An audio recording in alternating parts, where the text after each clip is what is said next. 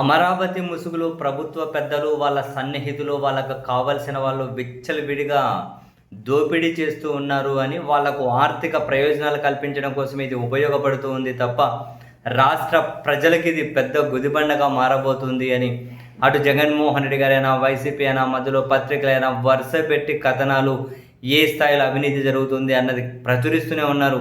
కానీ ఎక్కడే కూడా ప్రభుత్వం దేని మీద స్పందించడానికి సిద్ధంగా లేదు.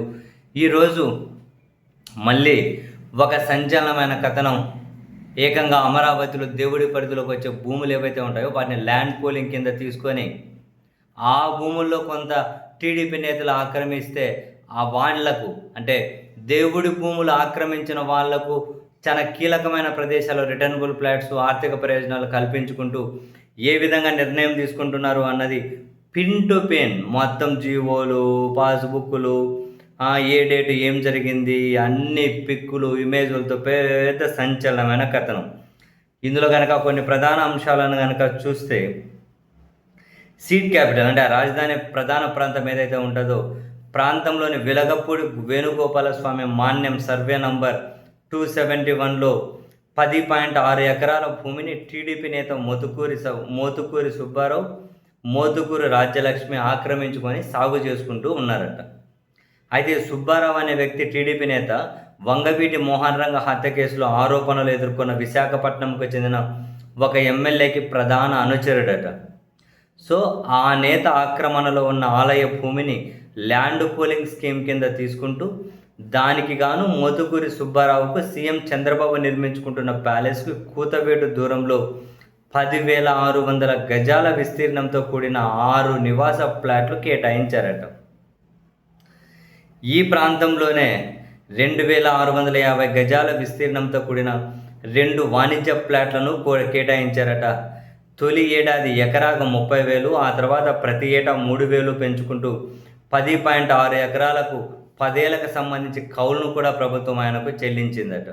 దేవుడికి మాత్రం 2013 భూసేకరణ చట్ట ప్రకారం 10.6 ఎకరాలకు సంబంధించిన పరిహారాన్ని దేవాదాయ శాఖకు చెల్లించాలని నిర్ణయించిందట. అంటే దేవుడి భూమికి పరిహారం ఇచ్చారు, ఆక్రమించిన ఈ టీడీపీ నేతకు మాత్రం అత్యంత విలువైన ప్రాంతంలో నివాస, వాణిజ్య ఫ్లాట్లతో పాటు కౌలును కూడా చెల్లించడంతో భక్తులు అండ్ ధార్మిక సంస్థలు విస్మయం వ్యక్తం చేస్తున్నారట. అయితే ఇది కేటాయించడం కూడా భలే గమ్మత్తట.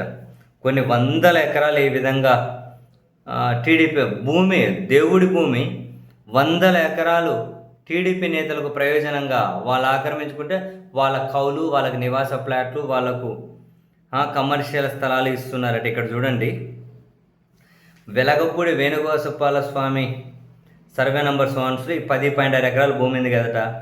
ఆ భూమిని ఈ మోతుకూరి సుబ్బారావు, రాజ్యలక్ష్మి అనే ఇద్దరు టీడీపీ వాళ్ళు సాగు చేసుకుంటున్నారట ఆక్రమించుకొని.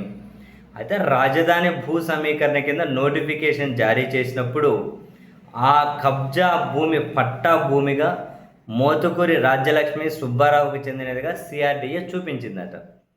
దీనిపైన దేవాదాయ శాఖ అభ్యంతరం వ్యక్తం చేస్తే తర్వాత ఆ భూమి దేవుడిదేనని రికార్డులు చూపించారట. సో అప్పటికి దేవుడి భూమి అయింది. తర్వాత 2024లో కాదు కానీ ల్యాండ్ పూలింగ్ స్కీమ్ కింద ఆ భూమిని తీసుకుంటూ జారీ చేసిన ఫామ్లో మాత్రం ఆ భూమి దేవాదాయ శాఖతో పాటు మోతుకూరి రాజ్యలక్ష్మికి చెందినట్లుగా, అంటే ఇద్దరిది చెందుతుందట. ఆక్రమించుకున్న వాళ్ళది దేవుడి భూమి, ఇద్దరిదిగా ల్యాండ్ పూలింగ్ ఆ ఫామ్లో చూపించారట. దానిపైన కూడా దేవాదాయ శాఖ అభ్యంతరం వ్యక్తం చేయడంతో అప్పట్లో ఆ భూమికి సంబంధించి ల్యాండ్ పూలింగ్ స్కీమ్ కింద దాన్ని తీసుకున్నారంట. కానీ అటు మోతుకూరి సుబ్బారావు కానీ, ఇటు దేవాదాయ శాఖ కానీ, సిఆర్డీఏ ఎవరితోనూ ఒప్పందం తీసుకొని ఆ భూమి అయితే తీసేసుకున్నారు. తర్వాత 2024లో చంద్రబాబు సర్కార్ అధికారంలోకి వచ్చాక వంగవీటి మోహన్ రంగ హత్య కేసులో ఆరోపణలు ఎదుర్కొన్న విశాఖపట్నానికి చెందిన ఒక ఎమ్మెల్యే తన అనుచరుడైన మోతుకూరి సుబ్బారావుకు నివాస, వాణిజ్య ఫ్లాట్లు కౌలు దక్కేలా చేయడానికి పావులు కదిపారట. ఉన్నత స్థాయిలో ఒత్తిడి తెచ్చారట. మోతుకూరి సుబ్బారావుకు ఉన్నత స్థాయిలో ఆశీస్సులు ఉండడంతో పేకాటలో చెయ్యి తిరిగిన మంత్రి రంగంలోకి దిగాడట. ఎవరైనా